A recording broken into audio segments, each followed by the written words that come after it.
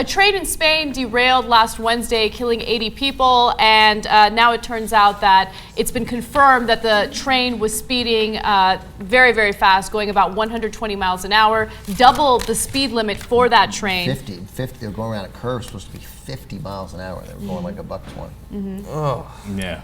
Now, the driver of that train was a man by the name of Francisco Jose Garzon, and he is now detained in the hospital where he's receiving treatment. He has been accused of manslaughter, and he's probably going to stand trial as a result of that. However, he hasn't been formally charged yet. Now, he feels terrible about it, as he should, but before this accident happened, he had posted online the following. Imagine what a rush it would be traveling alongside a civil guard and passing them so that their speed traps go off. Hee hee, that would be quite a fine to Renfe, which is the name of the company that he was working for.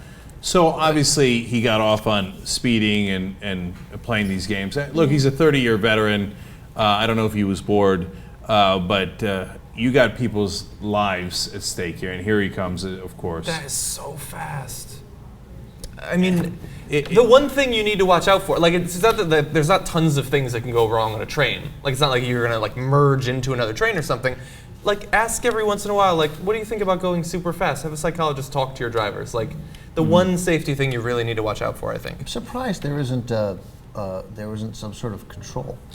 To stop him from going at that speed. I took a train in Spain last year, and yeah, I just sort of imagine it's so high tech that I just imagined that coming around a curve, it automatically slows to 50 miles They an hour. should look into that. Yeah, I'm surprised. So there's apparently some sort of alarm that goes off if the driver is going way too fast, and in this case, the alarm did go off, but it was too late. He said, "I fucked it up.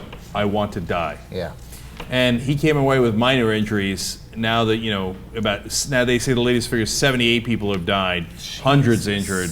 I don't know how you live with yourself, and obviously the most horrible mistake you could make.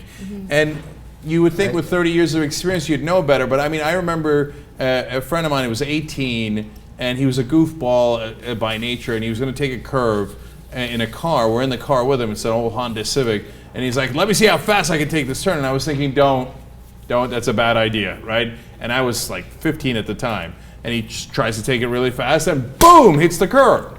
Destroys the car, literally wrecked the car, right? We were all fine.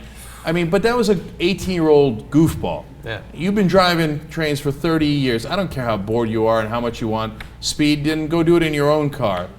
It's like one of those mistakes, Ben, we used to talk about, a mistake you can't recover from. And it really depends on what kind of mistake it is. I mean, if it was a mistake borne out by him slipping, even if he was tired because he hadn't slept well and he slipped and I'm sure this isn't how it works, but it fell into the accelerator, right?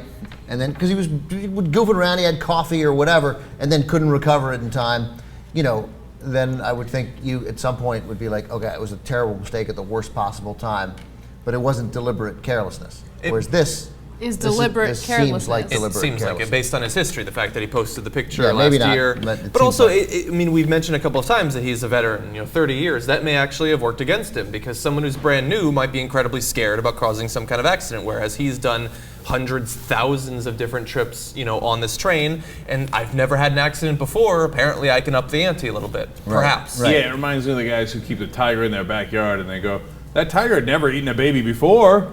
Yeah. Yeah, but he's a tiger, and if you take a train at a certain speed around a curve, there's something called physics, and it will fall.